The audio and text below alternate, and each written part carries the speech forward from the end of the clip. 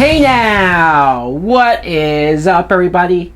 My name is Mike Brown, aka Review King MB, and we are on day number 3 of my 31 days of horror movie reviews. So, I'm gonna do Final Destination Part 3. This is a 2006 film that was directed by James Wong. So yes, James Wong came back from the first movie to do this third one. That's probably why I like it as much as I do. The plot is we follow Mary Elizabeth Winstead, who plays Wendy, her boyfriend, her group of friends. They go to a carnival for a fun night out, but the roller coaster has some problems and some issues, and she has a premonition that they all die on this roller coaster in a horrific crash. But then she wakes up and she's freaking out, and she warns people about it, but she gets off. A couple other people get off with her, and then it comes true, and a bunch of other people end up dying, and the survivors, as we know and love, start to get killed off one by one. Now, I really enjoyed this film. I do. You could argue that at this point it's almost a remake or just a retread of the original two, and just the setup and the plot. But what I like the most is that, first of all, the roller coaster. Yeah, I'm definitely afraid of roller coasters and a lot of rides at amusement parks or carnivals. So roller coasters freak me out, man. Whenever, because you can't control yourself. That's the biggest fear. You're on a device or vehicle or ride, and you're in fate's hands at that point. Anything could happen to you while you're in the air or while you're going as fast as you are. So that's a part of the thrill, sure. But when stuff hits the fan, when stuff goes wrong, like in this movie, it seems viable. It seems believable because I've read stories about crashes and things going wrong. So that sequence is thrilling.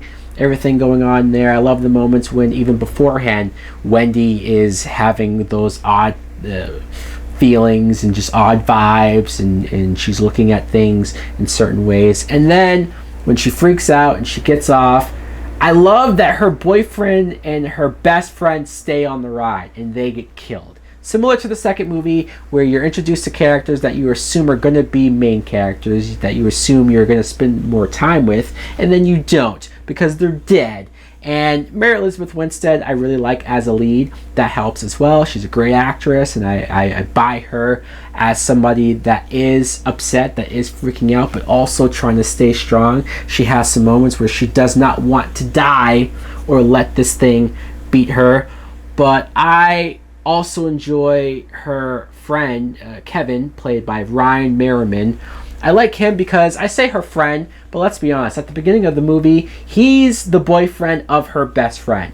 That's really how they know each other. That's really all that they know about each other. And her best friend even says to her, look, I'm going to dump this guy pretty soon anyways when I go to college and whatnot. And then she finds out later that he was going to propose to this girl. So it shows that, man, at first you think maybe he's just a goof or he's not that interesting, but when you see that moment, that's when you go, wow, there's a lot more to him.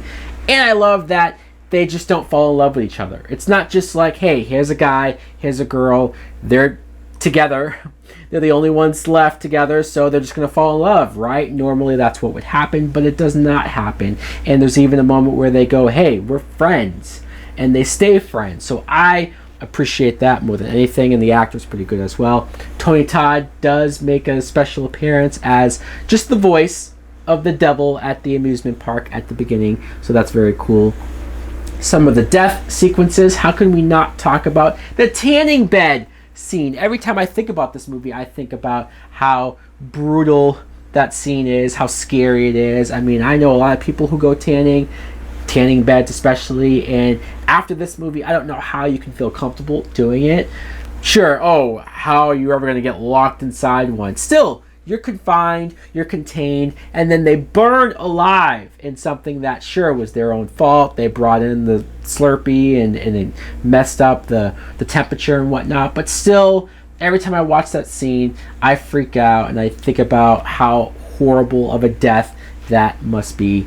And there's a gym sequence. I think the actor's name is Texas Battle, if you believe it or not.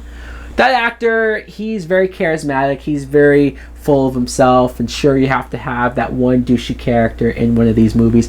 But I like him too at the same time. And this is the scene where you're constantly looking around and saying, all right, how is this character going to die? In which way? Which gym machine? Which device is going to be his cause of death? And so that's why that scene works, even though I've heard some people say that the way it actually goes down isn't as satisfying as they might have thought. And then there's a scene at a hardware store where this girl gets killed in such a horrible way with a nail gun that just messes me up, especially the practical effects and how real it looks.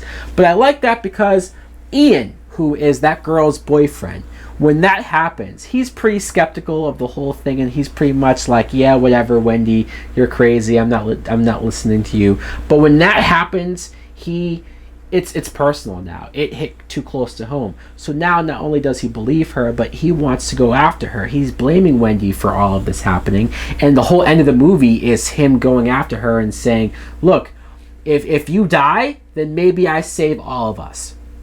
Because it's not our turn, you're next, and so if I take care of it, maybe that will close the loop. Sure, a lot of it too is getting revenge on her, or some weird sense of revenge, but still, that was a nice twist. Having one of the characters go after your lead characters, maybe blaming them for it, I thought was interesting. The whole sequence of them at the fireworks in the park too was great. But originally, the movie was supposed to end there. You have Wendy, Ryan, and her sister Julie. You have them surviving and everything's okay, right? I know I'm getting to the spoilers, but this movie's been out for long enough to where I feel comfortable talking about it.